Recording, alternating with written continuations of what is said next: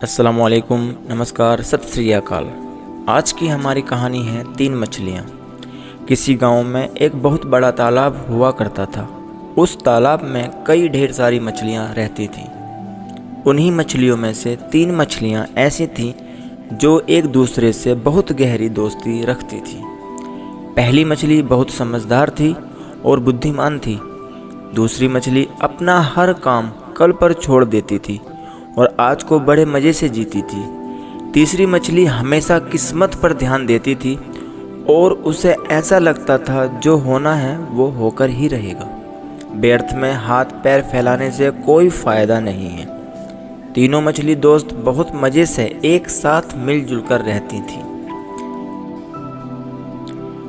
एक दिन की बात है जब पहली मछली तालाब के किनारे छोटी मछलियों को खाने के लिए इधर उधर घूम रही थी। तभी उसने एक मछुआरे को दूसरे मछुआरे से यह कहते हुए सुना कि इस गांव का यह तालाब बहुत ज़्यादा अच्छा है, क्योंकि यहाँ की मछली बहुत स्वादिष्ट होती हैं और कई तरह की मछलियाँ यहाँ पाई जाती हैं। ऐसा कहते हुए उसने दूसरे दिन अपने साथी को साथ में मछली पकड़ने की बात कही। पहली मछली जब मछुआरे की यह बात सुनती है तो वह बहुत घबरा जाती है और तुरंत अपने दोस्तों के पास जाकर उन्हें मछुआरों की बात बताती है। उसकी दूसरी मछली दोस्त, जो कि बहुत ज़्यादा मौज मस्ती करती थी और हर एक काम को कल पर टालने वाली थी, उसने कहा, आज तो मछुआरे आने वाले नहीं हैं, हम कल यह तालाब छोड़कर किसी दूसरे तालाब में नहर के सहारे चले जाएंगे। इस पर तीसरी मछली ने कहा, जो किस्मत पर हमेशा विश्वास रखती थी, उसने कहा, युवक कई सालों से इस तालाब में रह रहा है।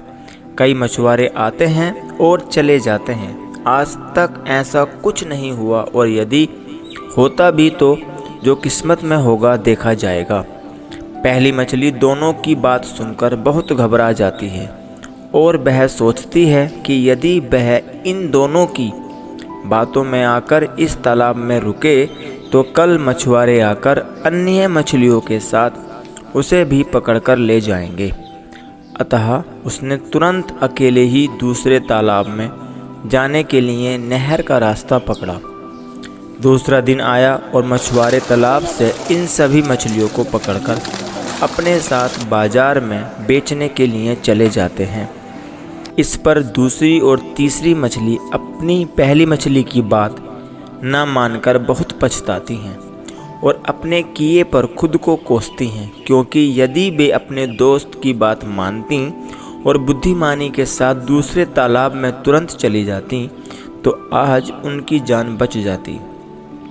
आपको इस कहानी से क्या सीख मिली, हमें कमेंट्स में ज़रूर बताएं।